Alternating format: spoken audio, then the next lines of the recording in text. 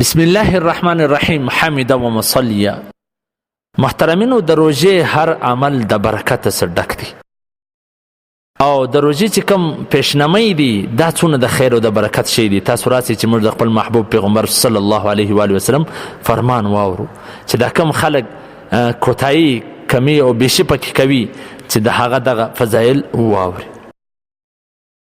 عن ابن عمر رضي الله تعالى عنه قال قال رسول الله صلى الله عليه وسلم إن الله وملائكته يصلون على المسحرين.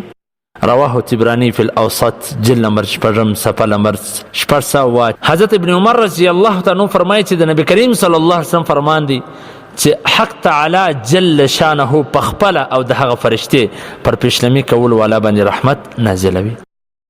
یعنی سون قدر د الله جل جلاله انعام او احسان دی چې د روژې د برکت سره د هغه د مخه چې کوم خوراک دی چې هغه ته پېشلمئ وای دا د امت لپاره د ثواب شي جوړ کی او په دې کې د مسلمانانو لپاره اجر کښې شوی.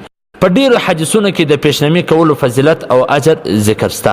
علامه عینی رحمه الله د 80 صحابو سره د دې د فضیلت حدیثونه را نقل کړي دي او د دې پر مستحب کېدو باندې د امت اجماع ده او ډیر خلک د خپل کاهلی د وجه او د سستی د وجه دغه فضیلت څخه محروم پاتې سي.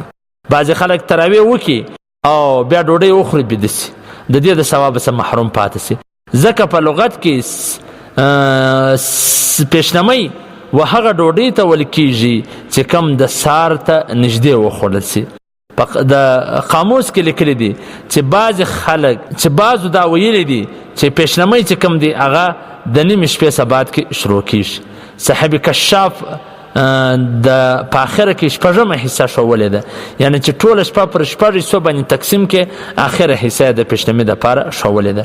د غروب افتاب سه بیا د طلوع صبح صادق چې دا 12 غنټې سي نو آخري 2 غنټې د پېشلمئ وخت دی او په دې کې د دې څخه هم تاخیر کول اولاد دی، بشرط دی چې دونې تاخیر نه وي چې په روژې کې شک پیدا سي.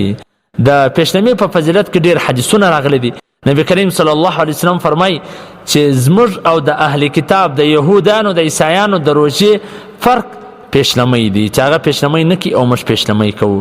په مسلم شریف کې دا حدیث دی، حدیث نمبر 1096. یو ځای ارشاد وفرمایي چې پېشلمئ خوري چې دا د برکت شی دی.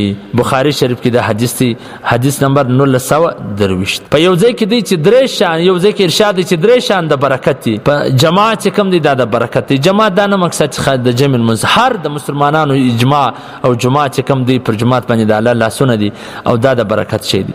او شوروا او پېشلمئ دا درې شان د برکت دی. شوروا کې هم برکت دی او په پېشلمئ کې هم برکت دی. جماعت و هغه ته وایي و صرف د جمع لمونځ نه. د علامه شیخ الحدیث زکریا کندلوي رحمه الله علیه چې هر د مسلمانانو هغه د جمع کار چې دی په ګټه سره کوي، په جماعت سره کوي، د هغه سره د الله جل شانه مدد او سرید شوروا چې کم غوښې پاخه سي او بیا په طریق ډوډۍ وړه کول سي چې دا ډیر د خوند ډوډۍ ده. او دریم چې کم دی دا پېشلمئ چې نبی کریم صلی الله علیه وسلم به صحابو ته ویله پر پېشلمئ چې راسي د برکت ډوډۍ وخوري. ابو داود شریف حدیث نمبر 2344.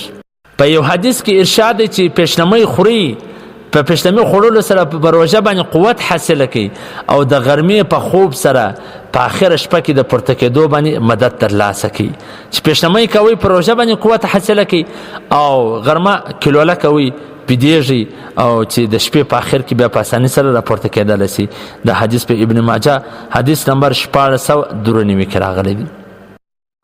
حضرت عبدالله بن حارث رضی الله تعالی عنہ د یو صحابي رضی الله عنه څخه نقل کوي چې حضور صلی الله علیه وسلم په خدمت کې داسې وخت حاضر سولم چې هغه پېشلمئ کاوي.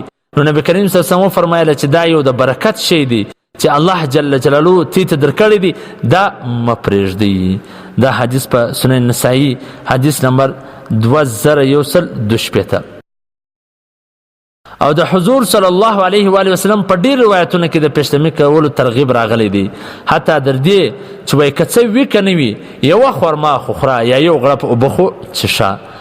دا حدیث چې کوم دی په صحیح ابن حبان حدیث نمبر 3406. یعنی صرف خورما خو وخوره، دا نه دی چې ته د پزه پرې ځان موړ که. بعضې کسان چې پېشلمئ وخوري باره د ورځې په هغه ته تکلیف وي، نو صرف یو خورما خو وخوره، یو غړپ اوبه خو وڅښه، دا هم د برکت څخه خالي نه دی. نو محترمینو د پېشلمئ وخت دی د برکت وخت دی. الله فرشتې رحمت نازلوي پر تاسو باندې، پر موږ تاسو ټولو باندې. نو دا د تهجد وخت دی، په دې وخت کې نفل هم وکړو، تهجد هم وکړو. او کم کسان چې ویښ وي هغه دې هم تهجد کوي، ضروري نه ده چې خامخا به بیده وي. چې ویښ وي هغه دې هم دغه وخت کې تهجد کوي. پېشلمئ چې کوي، چې کوم خلک ناجوړ دي پېشلمئ ورته تاوان کوي، نو هغه دې کم څه کم یو خورما یا یو غړپ اوبه یا یو پیاله چای وي، دا دې هم وکړي، نو دا به هم د برکت څخه خالي نه وي. والسلام. ستاسو د دیني او شرعي پوښتنو جوابونکی مولوي عبدالرحم صميم صاحب.